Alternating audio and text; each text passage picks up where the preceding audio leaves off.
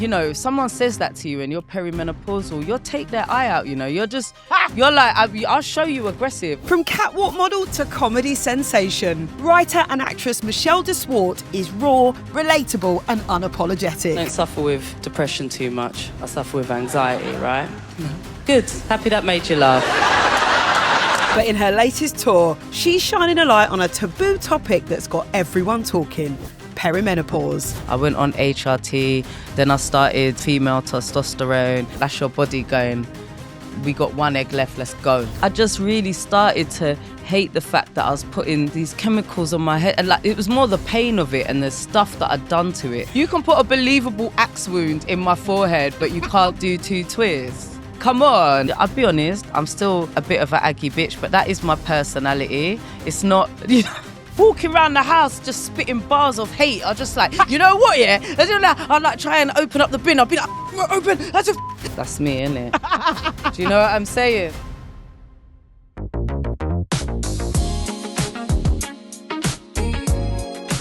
Right, from high fashion model to writer to actress and now stand-up comedian, I'm joined by the one and only Michelle de Swarte on Hormones and Heroines. Thank you for having me. Thank you for being here. It is an honour. You look incredible, but that's not a surprise. Thank you. I appreciate it. I'm loving the styling. Do you wear a lot of head wraps? Yeah, I do when my hair's doing what it's doing underneath this. Do you know what I mean? It's the only way, because did a gig last night, came home and I didn't plait it or anything. I just put a bonnet on and I took it off today and I was like, yeah, nice head wrap day, innit? You've always been, I feel like, is it right to say that for a long time you've championed your natural hair? You haven't been somebody who's gone down the straightening route, or have you? I wouldn't say I've championed it, but I've learnt to, I used to relax my hair. Oh, you did? As a teenager, I used to relax my hair. And do you know what kind of inspired me to, I shaved it off because I just couldn't grow the relaxer out. My hair's so the complete opposite. I don't have a sort of a typical mixed race curl pattern. It's pretty dense. And so I just, Lauryn Hill's album came out, The Miseducation of Lauryn Hill, and I was living in Brixton, Homegirl was natural. And I was just I just really started to hate the fact that I was putting these chemicals on my head. And it was more the pain of it and the stuff that I'd done to it. I was a teenager in the time of dance hall and, all of that. And so I was doing crazy stuff to my hair and it was creative. It was a really good creative outlet. And then I tried to kind of grow it out and there was no way I could have done it. And so I just shaved it off and then grew it naturally. And then when I started modeling, I realized that I had to keep my hair natural because I wouldn't have any hair left. I needed hair that was durable for all these inexperienced hands that were going to be touching it. It was I needed to have hair that could, stand the war crimes that were going to be held against it. So I wouldn't say I was championing my fro, but I just really got tired of just doing all the different things to it. And I just thought it's probably better in its natural state. Because I feel like we're similar age, and therefore when you're talking about the dancehall era, I know for me I was kind of doing the whole sticking my head finger waves. Yeah, listen, we were, other than the 1920s, we were the first wave of baby hair gelling. Do you know what I mean? Like a 90s Josephine Right, Baker type Josephine Baker vibes. But we were the new kind of vibe of that. And so it was funny years later to watch FKA Twigs champion that look again. That seemed very 90s to me. Very 90s, I was kind of yeah. And the Moschino jeans, of tops. Course. And yeah. Come on. That was a vibe. Right? That was a vibe. I love that. that. That was one of my biggest dreams if I had enough money to go Probitos and get the Moschino cloud puffer jacket and jean combo. And make a declaration as well. So Moschino jeans, so people know. You got money. Exactly. Yeah, even though you don't. That's why you want it. That's why you want it, because you don't have money. You know what I mean? So you need to look rich. And I suppose as well, a lot of the time when people have seen you, it has been with the natural hair anyways. That's probably why I have that thought, because you went through that before and then... Well, yeah, because that's what my hair does. Yeah. That's what it does. And as I've got older, I'm that's what it does. Mm-hmm. So that's how I'm wearing it. Yeah. And what's interesting, I think, when you've got like natural hair is people think it's a statement. You know, like they'll be like, I "Oh, cool know. fro, man. Oh, wow." And you're like, "Yeah, this is just what it does." I know. And even me saying that championing, I suppose it's because you're so used to people having that journey of like having it straight and then it almost feels like it's championing Well, now. there's Do you many get what I mean? times in the past, and you know where we are and how we perceive natural hair and what we look at as like done and presentable, Mm, that it does seem like a political statement to not to do it. not do all of those things that conform to like Western ideas and ideals of what hair and done and did in quotes looks like. But yeah, so it's not really that it was not with that in mind. It's just Yeah. like, this is what my hair does. I've done a lot of things to manipulate it, and it's caused me a lot of annoyance, pain, trauma, and frustration, and I can't be fucked anymore. So Yeah. this is what it does. Now, I say all of that. If you saw the way I woke up this morning, if I came in like that, that would be a political statement for real of not giving a fuck. So I'm happy that you like the head wrap. Thanks. Well, it does look beautiful. And actually, while we're talking about that, when you went into the modeling industry, did you find that people were messing with your halos? Did they want to straighten it, or Yeah, yeah. I remember my agent at the time, who's a black guy actually, saying to me like, "You should get your hair relaxed and put a wow? weave Oh, on or thanks. something." And I was like, "If you knew how long it's taken me to like get my hair to this state, there's no way." I was just very like, "There's no way I'm doing that."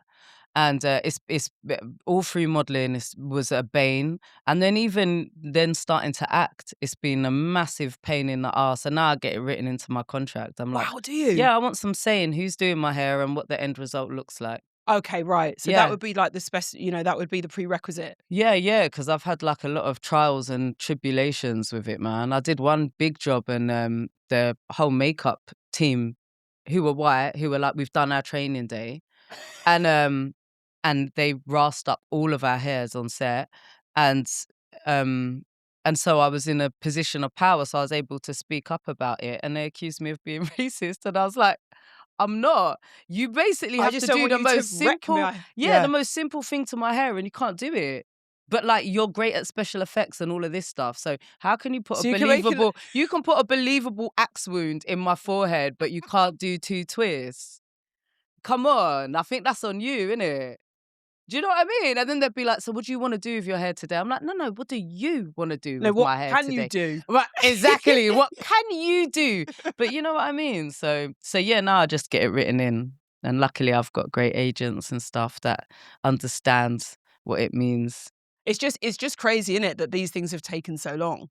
Listen, it's not. We say it's so long, like we're at any kind of end game. No, we're True. not. But if we're thinking about how we look, and we're not happy, and we're not feeling confident with ourselves, we're using a lot of energy that that that is taken away from, whatever the task is at hand that we're meant to be applying ourselves to. So we are doing the best with the abilities that we have, right? So let's say if I'm on let's say you're on camera, Mhm. Sarah, yeah, you're on camera, and you know your hair looks mash, and you've had to be polite to some dusty hairdresser or makeup team that tell you it looks good, and they bring out some questionable hair oil spritz spray, and you're thinking, "Oh God." Like, the minute you see the product, you're like, "This ain't gonna be good, is it?" And they start, telling you about, you know what I mean? You leave Yeah. and you're like, "I look like Eazy-E. This is some Jericho look you've given me."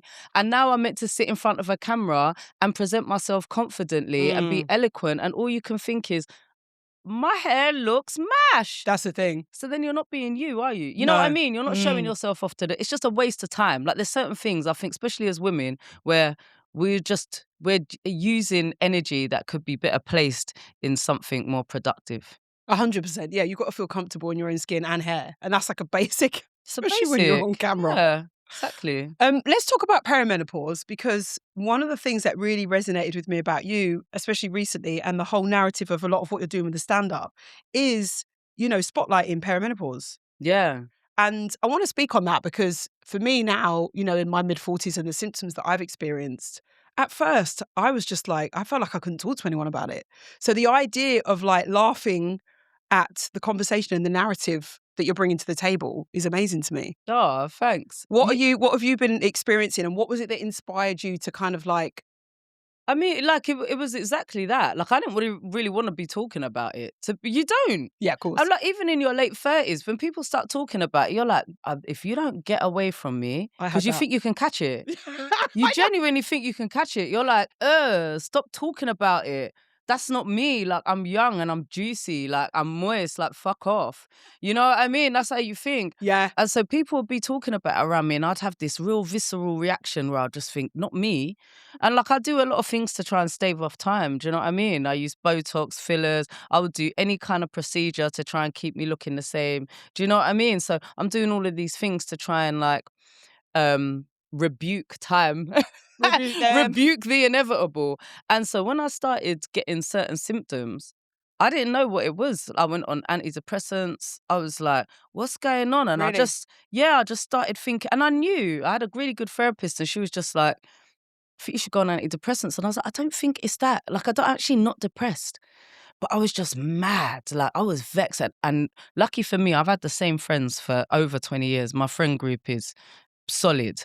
And the way I wanted to start locking off my friends, like I really started thinking that they were trying to like disrespect my honor, like really like psychosis In your level head. thoughts. I'd be like, Yeah. yeah. And so just kind of then I started researching about it all, and I just started seeing all the symptoms, and not the big ones. It wasn't like, oh, hot flushes. My periods were always clockwork, right? So I was like, well, it's not that.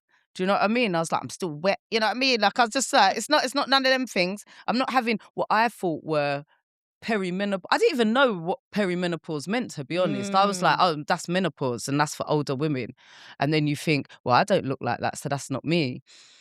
But actually, when I started to dig into it, I was like, oh, wow. And as someone who is like, one, I've parted my ass off and done recreational drugs for, most of my youth. And then, now I do take loads of vitamins and, this, that, and whatever. And you're trying to work on your core and Pilates and strength training and all of this shit. And then when I started looking it up, I was like, oh, you mean there's a comprehensive thing that I can do and follow to make sure that I can sidestep a lot of these symptoms because they're only going to get worse. Mm. And look, everyone wants to do things differently. Some people do want to do it the holistic way, but that's not me. I'm not a holistic person like that. And I really am not interested in I like a crystal and a tarot card reading, but if there's drugs and medical intervention that can assist, let's go. Yeah, me too. And so what happened was I didn't want to be talking about it. And not that I'm definitely not cagey about my age. I'm 45. I talk about my age a lot.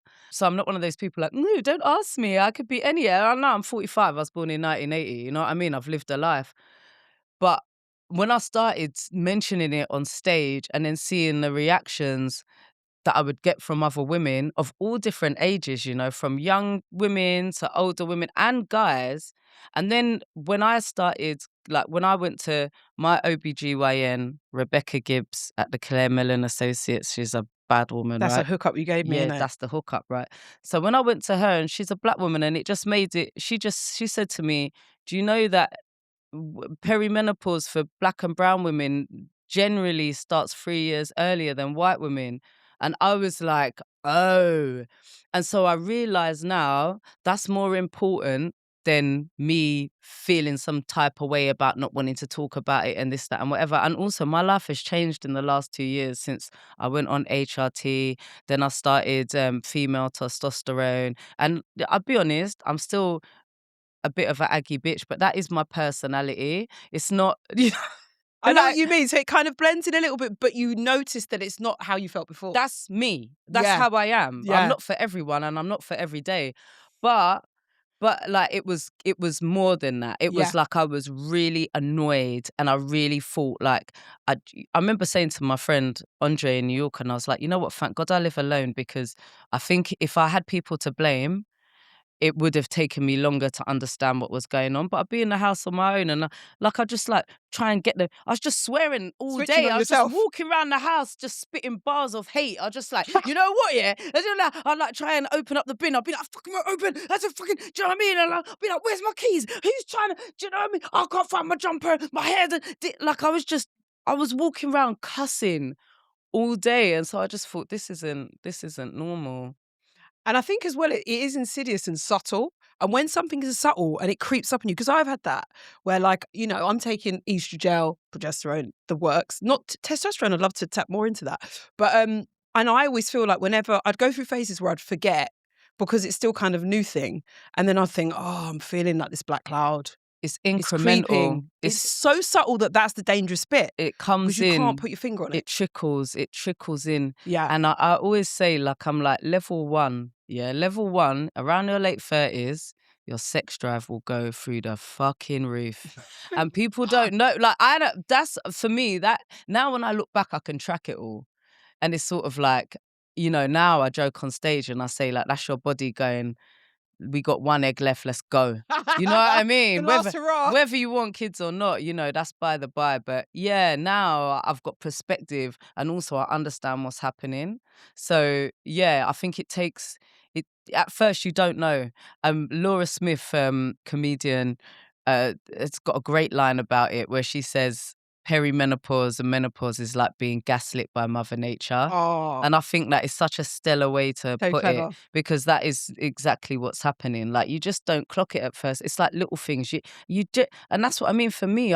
It was because I've had the same friends for so long, and I was like, why do I all of a sudden think everyone's trying to plot for my demise? It doesn't make sense. Like it don't make any sense. Like why would I think like that? So yeah, that's how I kind of was like, I'm around people that I trust and I love and I know that love me. And then there was just like stressful things in life. And I thought, okay, I was in the middle of writing a TV show and exec producing that TV show and, all of this stuff. And I was like, okay, this is a stressful moment. This makes sense.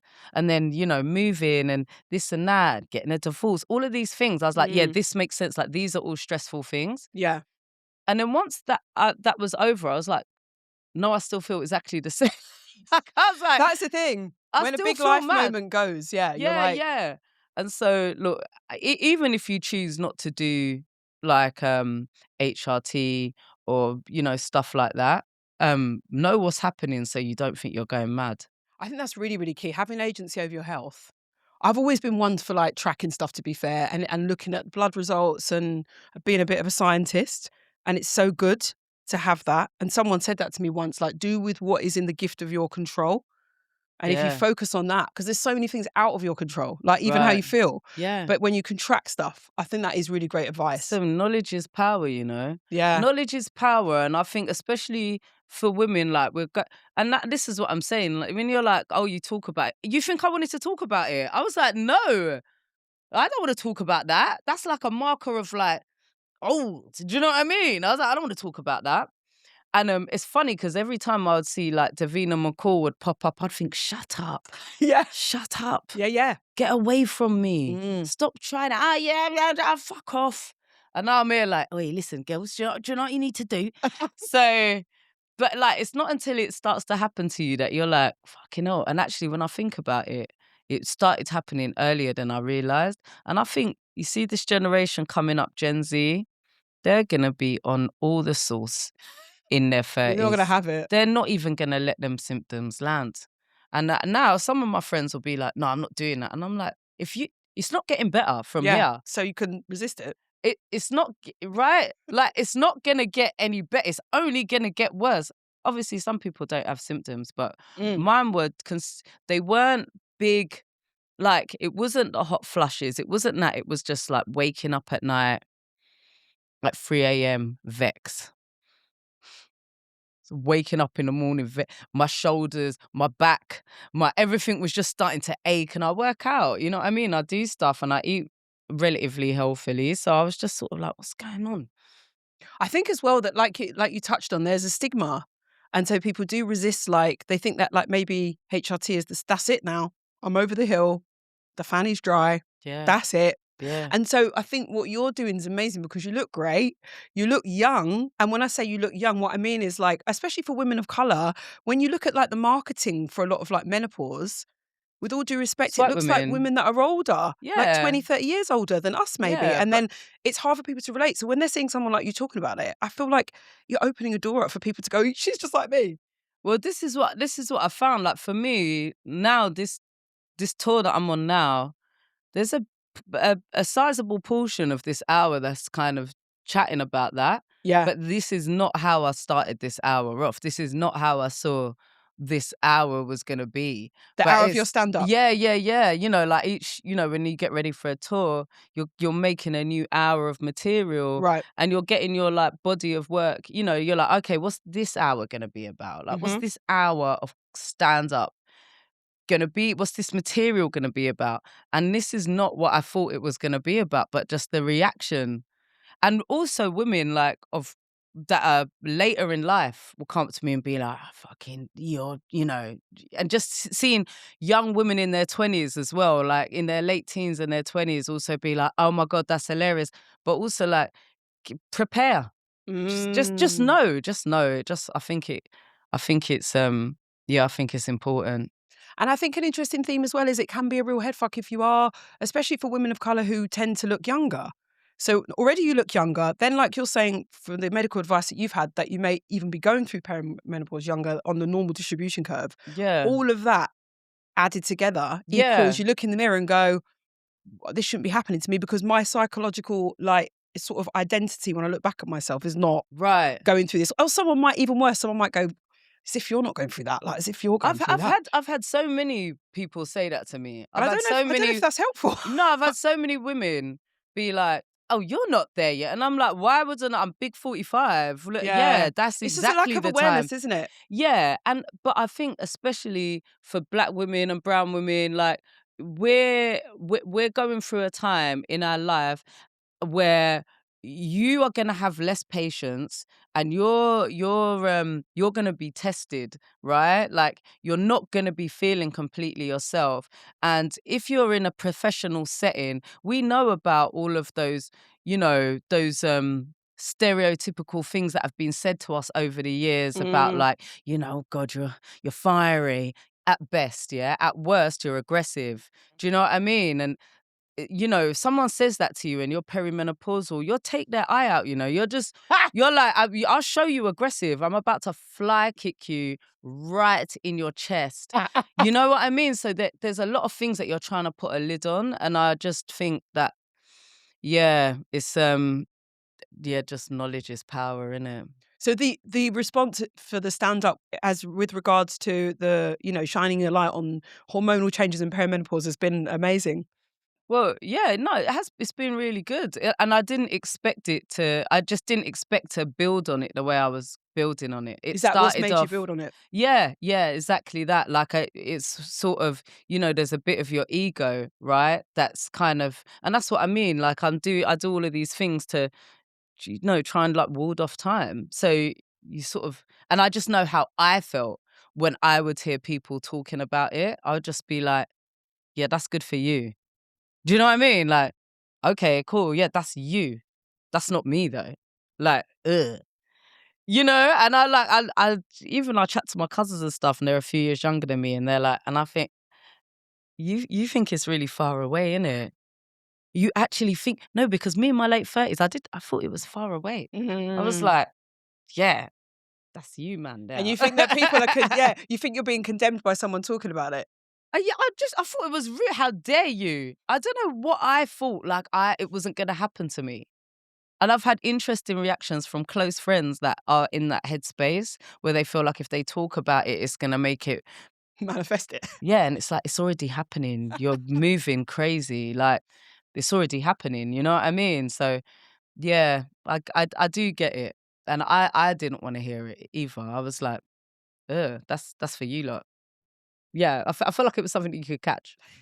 But like I say, I feel like what you're doing though is so positive because you're bringing, not only are you bringing humour to it, obviously, but you are, not to keep gassing you, but because you look great and because, like we were saying, it's not the stereotypical picture of women going through menopause. In a way, I feel like people listening to that are gonna feel like they want to hear more and learn without feeling like, oh my God, don't talk about it. Yeah, yeah, and that's exactly what I mean. Like, I'll finish a gig and just, yeah, the women will come up to me, and the men, and do you know what I mean? Well, And they, people in general, you know what I mean? yeah, It's not gender specific. Like, we all know people that are going through this in our life. And I even think, you see, when I was in my mum's 20 years older than me. I remember my mum when she was in her 40s.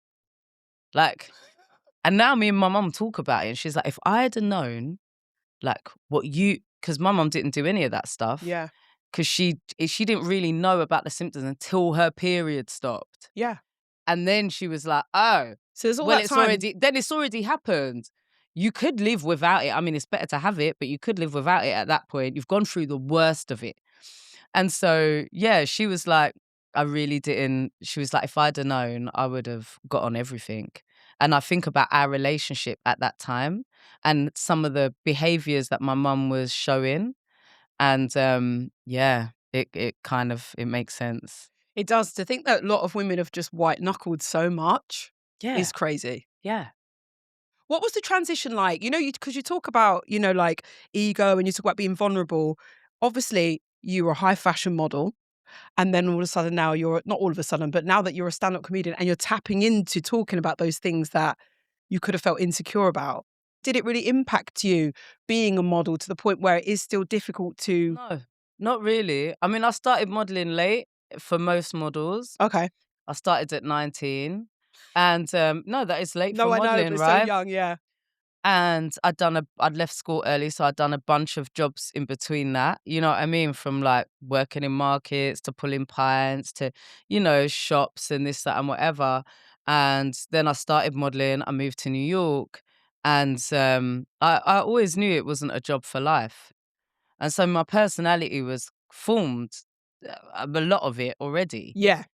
So it's not like I think just modeling has such a big identity in other people's minds. It's like being a footballer, but you didn't train to do it. It just so happened that you could.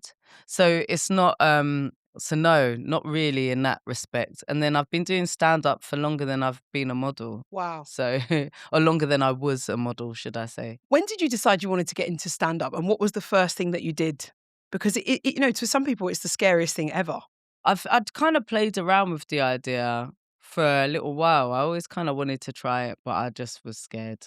You know what I mean? I kind of needed some encouragement, and I remember mentioning it to a friend. I was living in New York at the time, and I was like, I think I want to try stand up. And she went, oh God, no. And I was like, wait, what? And she was like, oh, I would just always cringe when people are like, I want to try stand up. And that kind of stopped me from doing it for about 10 years. Serious? Yeah, just because I was like, "Oh, yeah, that is kind of embarrassing really to wanna be a stand-up." And, yeah, and then I gave it a whirl. And no, first gig was at a comedy club in New York called Comics. I don't think it's there anymore, and it was a bringer, meaning that you've gotta, like, bring people. You gotta bring enough people to be able to perform. And me being an idiot invited everyone I knew and my model agents and all my friends, and yeah, it went okay. Like, enough for me to do it again, but it wasn't. Now when I look back, it was an atrocious attempt, but as it should be. It was my As it first should time be. doing it, yeah. And you had a lot of support there as well. Yeah, too much probably, too much, yeah. I would say if you're gonna go do it, bring one friend. So then did you have any gigs where you were like, I'm not doing this now? Yeah, many. I've done so many gigs where I've been terrible. And, it's that's why it's such a well-respected art form, I think, and why people hold it in such high regard, because it's one of the only things left where you have to be publicly shit in order to get good. Yeah, because everything's very manufactured these days and very pre-edited and very Even authenticity is manufactured, which is a crazy part of the human timeline to be in. Where you get another go at being yourself, which is why I just find it so hard with social media. What do you mean by that? As in, like, you could say something to camera and re-record. Got ya. Now, in any other on any other medium before that was called acting. It was. And it kind of is still acting, but And it it's is. now been reframed as like the Right. perfect example of Yeah, and I think the that's take. probably why crying on camera was picked up so quickly with social media, because it was a sign of authenticity. You're crying on camera, and then, then you're like, oh, it's actually kind of lame that you're sort of re-recording and crying again, or you was that upset that you picked up the phone to press record. How upset was you? So Mm, yeah, I think that's why I love stand up, and I don't think I'll ever stop. really? Nah. And though is it like do you get like, you must get like such a buzz from it as well because it's so raw. It's raw, and it's also like, even when you're bad at it, you rate yourself for trying. You know Exactly. what I mean? Like, Yeah. the sense of self that you get from giving something a go, and it knowing that it might not go well, is better than the admiration you would get from an audience because it went well, if that makes sense. It totally It makes gives you sense. like a sense of self where you're like, you know what, I gave that a try. And even if I go on stage and I shame myself up, I had the balls to do that. And that's quite a nice place. It's quite a nice job to have right now, in a time where you want, everything has to be mirrored back at you. And if you try it once, you expect everyone to receive it well. And, people look at professions and trying stuff, and they all focus on the end game and the fame and And the the perfection. right. Exactly. So I think there's something quite nice about being or involved in the arts that doesn't involve that. I think that's such a good point. If people were more willing to lean into the win that you get just from trying rather than how something's got to look, Mm. there'd be so much more that we would enjoy. Yeah, yeah, and just the feeling you get from trying, that, yeah, that exactly that. Like, you feel good because that gives you a stronger anchor into who you are than people telling you you're great. Yeah. You know what I mean? Hmm. And then now I've got, moments of success. I don't feel like it never makes me feel away, because I'm like, yeah, I've worked hard. I've done the hours. Yeah. You know what I mean? I've done the stage time. I've done all the shitty gigs. I've written the stuff. I've failed. I've tried. I've succeeded. I haven't gotten as far as I wanted to, and then I've tried again, and I've dusted myself off, and I've given it another go. Or I've done a process of elimination where I've tried something, it hasn't gone well, and I know that's not for me, and I can try something else. Give me an example of when you've done that. So for someone listening, and like you say, you've done your 10,000 hours, so it gives you that sense of like pride and integrity, isn't it? When you work at something and you fail and you lean into what works and what doesn't. Give me an example of a time when you tried something and you were like, that doesn't work, but you didn't stop you. Not to sound You know cheesy, but what? Actually, so the first how I got in, because only started acting in 2019. That was my the first acting Duchess, job. right? Yeah, The Duchess with Catherine Ryan. And so how I got that job is I had made a short film, and I'd self-funded it, produced it myself, and I was really broke at the time, but I think I had like 3 grand, and I was like, I'm gonna use one of these grands to make this film, and I'm gonna call in every favor, and I'm gonna just write a little scene between me and a friend, and I'm gonna film it. And I remember filming it, and I just really feeling like I don't know what I'm doing. Obviously, I didn't film it. Daryl Dyer, he, the director, he was an old friend of mine. He directed it. Another person that I work with, Henry, who I'd worked with on Vice, and he's like really good with factual content. Is a great DOP. He recorded, and I just asked in a bunch of favors. And when we got to the edit of that, I was like, this is a pile of shit. I don't think this is good at all. And I just kept on telling myself, you have to finish it. It doesn't matter what you think. No one is going to criticize you the way you're criticizing yourself. Right. What you have to do is finish it. And the amount of times I wanted, because I'd done this in the past where I'd tried things and then I thought, no, that's not good, and I won't finish it. Yeah. I start something and I'm like, this isn't turning out the way I want it Because to you're a turn out. perfectionist as well. Yeah. And you're thinking about how it's going to be received, and you're thinking that people are going to critique you the way that you critique yourself. And I just like looking at it through other people's eyes, and I was like, this is rubbish, this is rubbish. And people are going to think I'm a joke. And I just, with that, I said, you have to finish it. And I finished it. And then I was like, well, why did you make it? You got to put it up. And so I just put it on my Instagram, and then off the back of that, that's how I ended up getting cast for Catherine Ryan's show. So it is that kind of like, that was an example of me doing something and thinking, this is shit. Now I can look back at this short film that I made called Vogue into Dancehall, and I was like, you know what? Love that. This is actually a great film. But at the time, I didn't feel like that. I didn't have a body of work really yet. I had stand up, but even then, I never used to watch myself on stand up. I'd never record my stand up. I'd never watch myself. For like the first, I'd say 7 years of me doing stand up, I never watched myself back. Wow. And was that just because of the fear of feeling cringe, or did you just want to keep it Just thought it moving? was so Or embarrassing. I was right. just like, oh, I just couldn't bear to watch myself. And because of that, it meant it was hard to get better in the Yeah. way that I maybe wanted to, because I couldn't Review see. yourself. Yeah, exactly. I was being way too harsh on myself, and in turn, sort of hindering the way I could have potentially propelled myself a bit further along. This is a great lesson for anybody who does. And I think we're probably living in a time where more than ever people are saving things in their drafts, and I don't just mean social media, literally everything. You're trying it. It doesn't look exactly how you think it should, or like you say, it's that kind of anticipation of how it's going to be received. Yeah, What a great example of how you coached yourself into finishing no matter yeah. what, and then what came off the back of it. I think as well, I was older, I was in my late 30s at that point. So I Yeah, think there's something to be said about, I had a lot of time. I also had the whole of my 20s, or most of my 20s, without social media. And that's a same. really important thing to, I think sometimes we're really harsh on Gen Z and like, especially millennials and Gen X. It's like, no, man, we got to reinvent ourselves. We got to act like idiots. And that Proof. there's no proof, just the rumors. Do you know what I mean? And you could be like, they're fucking lying, but there's no proof, man. Yeah, And so yeah.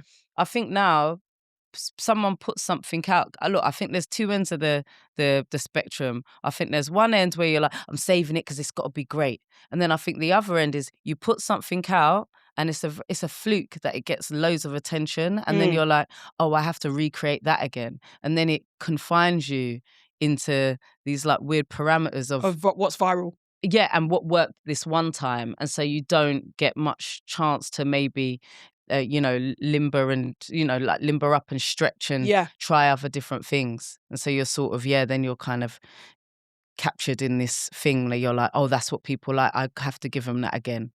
But for me, what I think is something that I'm hopeful about is in a world of AI, I feel like stand up and us returning to raw kind of human connection, going to live things, it's on the up I think you're for a I reason. think you're absolutely right. Who would have thought that me deciding I'm gonna try stand up is probably one of the safest jobs I to know. now with AI. And I think there's a few reasons for that. One, people want to go out and see live performance. They want to have real connections with Yeah, people. I think especially this year of 2026 where we're in deep fake this, and we can't, there was a moment where we knew what was AI and now we don't. it is We just, don't know anymore. And I think what we're going to do coming off the back of everyone talking about cancel culture, although as a comic, I get asked about that all the time. And I'm like, no one's getting cancelled. You know what cancellation is? People chatting about someone being cancelled. I've seen so many predators and this, that, and whatever be like, I'm cancelled. And then I see him on a sellout tour. So I'm like, you're not cancelled, are you? or they Everyone's just pop up fine. with their own YouTube channel. Everyone's fine. But but so that lives there. And also, everyone's so woke now. No one actually knows what woke means. There's not an agreed thing of like, oh, this is what woke means. Everyone has their own interpretation of it. I think where we're going to come to is people are going to start appreciating mistakes that you make. It's okay. I think we're going to be a bit more forgiving. And I'm not talking about some predator who slept with some underage girl or No. someone who said something, disgusting or derogatory on stage. I don't mean like that. Yeah, But I mean just in terms of like, we're going to want to see things live and we're going to appreciate the fumbles. we're craving that at the end of the I think day. we need it. Yeah, everything's been so perfected and influencers influencing lives that just aren't attainable. I think going out, watching live music, dancing, having chats with people without having to swap information. Do you know what I mean? Yeah. Not every connection has to be followed up. Let that just be a human interaction of the day. Nice chat, ta-ta. You know what I'm I think that's saying? why podcasting is so big at the moment. They're not even just saying it because I think people just want to hear a conversation between two human beings and go, oh, Yeah, yeah, me too. exactly. Before you go, I have to touch on the acting because I love that you write. You're such a natural actress. Again, I'm not blowing smoke, but it's true. When I watched The You can blow it, Duchess, you know? Don't mind me. I'm not gonna sit here and be like, "Oh my God, no, stop." I'm like, "Continue. I need that."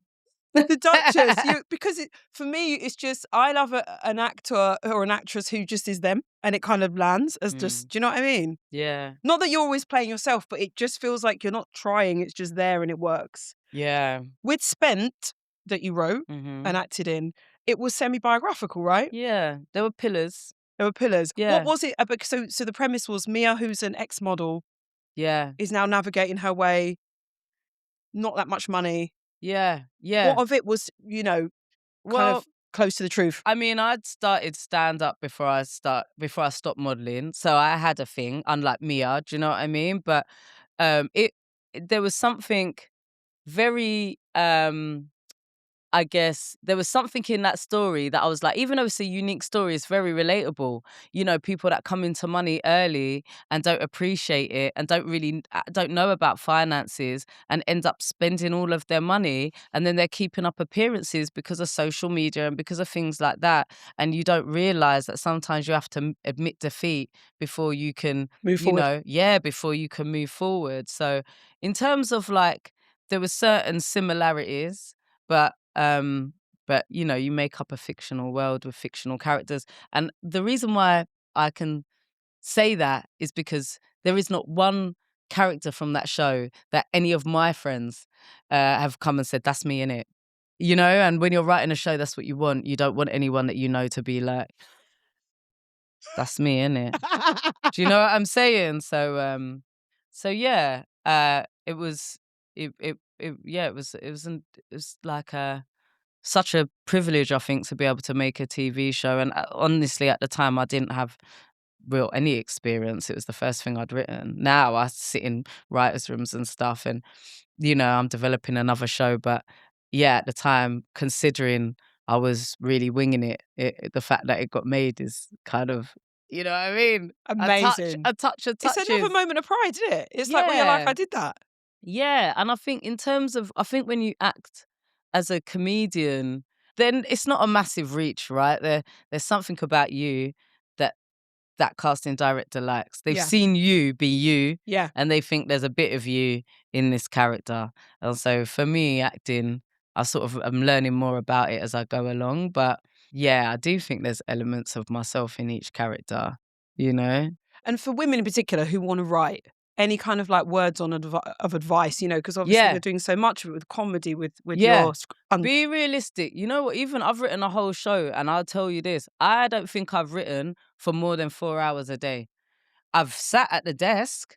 I've been in a no, actually, I lie. You see, if I got a deadline, I can write all night. okay. But I don't always believe the hype or the oh yeah, and I'm just always at my thing. And yeah, you're gonna write many drafts and you're gonna do all of that. But I would say if you're thinking about writing and you haven't written anything before, keep it keep it short.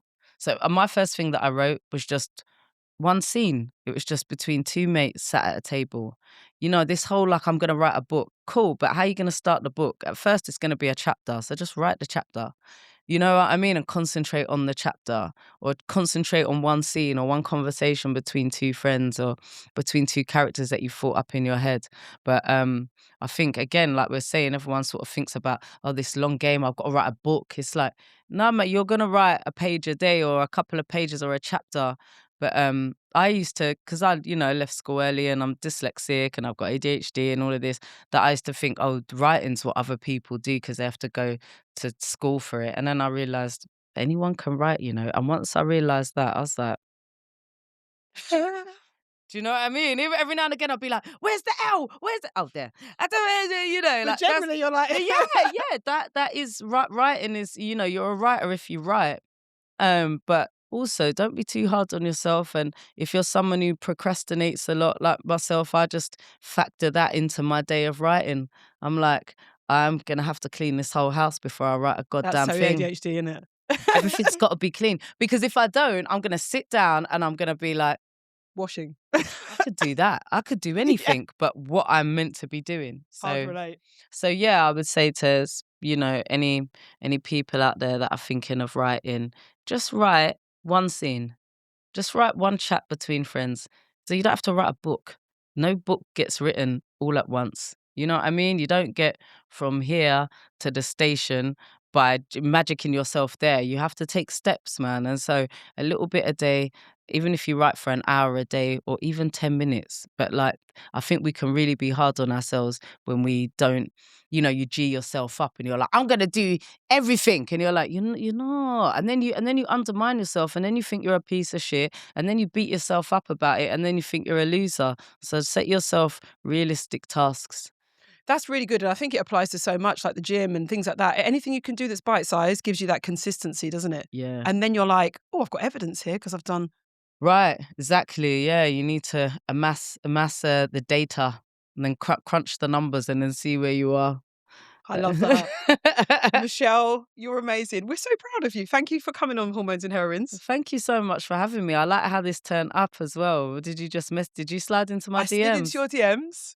There you go. And it was well received, which was nice. Yeah, I just gave you my number. I was like, let's not get into this back and forth. Just WhatsApp me. But I was in bloody Botswana at the time. So I was like, literally in the bush being like, yeah, you're right. Yeah, listen. I can hear mosquitoes or crickets or something. Oh, yeah, baboons, all of that. Because I was out there. But I remember being like, once we pass this over to agents, it might not happen. Or not because it might not happen. Yeah. We've both got great agents. But I was like, let's not even get PAs involved. Let's just work it out. And here we are. So it worked out. I appreciate that. And I also appreciate the hookup for the perimenopause lady that I'm going to go and speak to.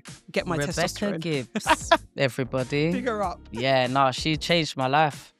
She changed my life. I remember when I said, when will I know it's working? She goes, when you leave the house and forget to take your fan. I said, touche, baby, touche. Thank you. Thank you. You're welcome.